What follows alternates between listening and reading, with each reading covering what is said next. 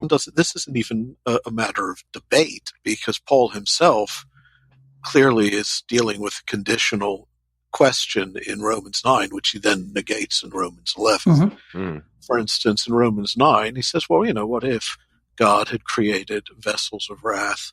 Well, who would you be to argue with him? Isn't he your maker? All right, well, it's amazing how much of Western theological tradition stops there as if he's making an assertion. Yes. Right. Except that, of course, he's explicitly not.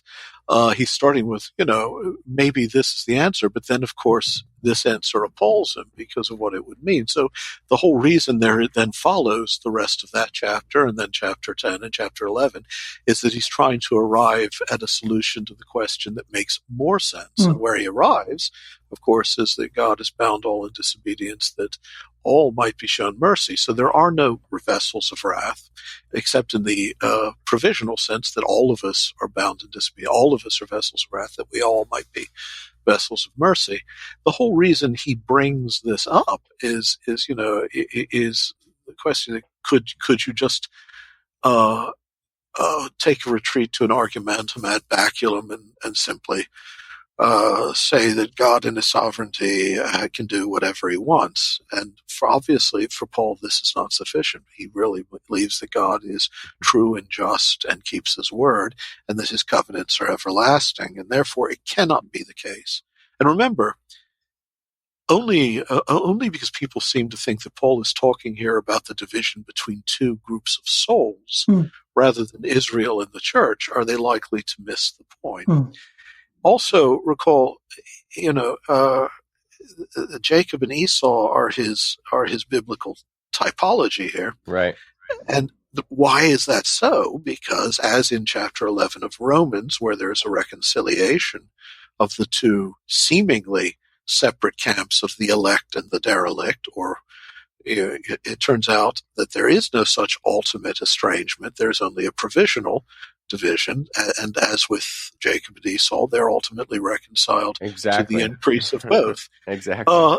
There has never now. Luckily, Eastern tradition never read those chapters the way the Augustinian tradition did, and so the Orthodox tradition never incubated within itself anything like that kind of picture of a God who really does, out of a sheer expression of sovereignty, creates vessels entirely intended for dereliction in order to display his glory as much in the sheer arbitrariness of his wrath. I know Calvinists will object to the word arbitrariness there, but they have no right to do so, because that's exactly what it is.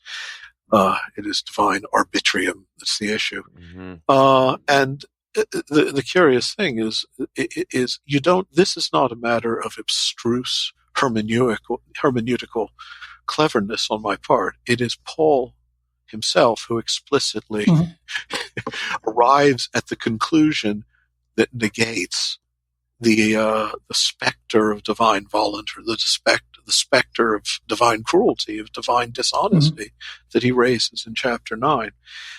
So, I mean, to speak of prosopopoeia as as a hypothesis, I think is a waste of time.